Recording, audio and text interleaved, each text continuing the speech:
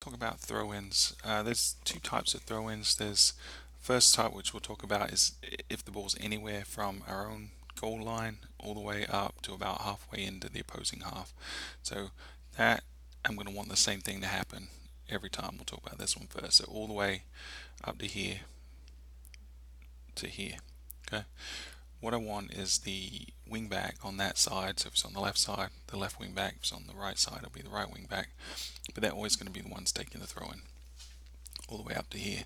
And our job of the throw in really at this level is to gain territory, to get the ball further away from our goal and closer to the opposing goal as possible. So we're really rarely going to be throwing infield, certainly not back at this stage in the season. Maybe as we develop later on we will. But for the most part, every single throw in, I want to go to this player right here, which is going to be the left midfielder, who's going to always be up the line from where the ball is. So every single throw in, I just want us to throw it carefully, but as far as we can, being sure to keep both feet on the ground, ball over the head. I don't want to give away unnecessary foul throws. But every time we're going to try to throw it down the line as far as we can. Keep it really simple. The left midfielder is going to be the one trying to receive every throw in on the left side, right midfielder on the other side. And really, their job is to, there's always going to be someone trying to mark them, and sometimes that person's going to stand on the ball side, sometimes they're going to stand behind. What we want to do is try to get our body positioned so that we're kind of shielding the sideline from that player. So always try to stand on the inside, about a yard or two from the sideline, but we want to be that side of the player and try to use our body to shield the ball. So as it comes up here, we kind of turn our body and run with it. What will happen a lot of times is we'll lose possession, or the opposing team will get a touch. But a lot of times, if we're playing up the touch line like that, the opposition is going to just knock it out. So we're gaining territory. So that's pretty straightforward, pretty simple. Early in the season, that's what we're going to do with every throw in. Again, if it's on the left side, it's going to be the left wing back taking every throw. If it's on the right side, it's going to be the right wing back. Positioning of the other players is important.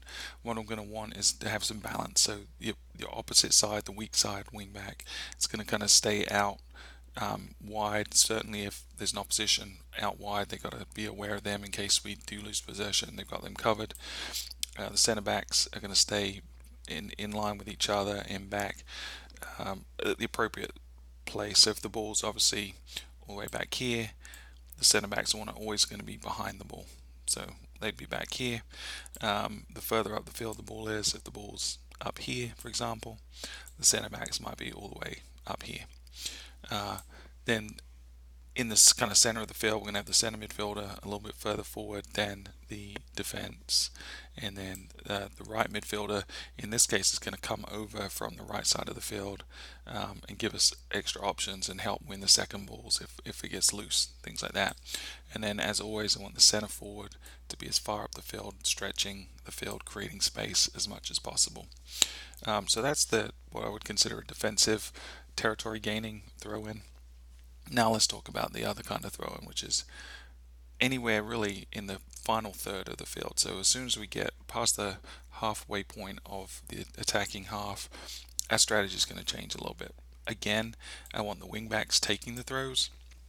So on the left side is going to be the left wing back, right side is going to be the right wing back. But we're all going to be advanced in this case. So uh, um, center backs are going to be all the way up here, close to the halfway line.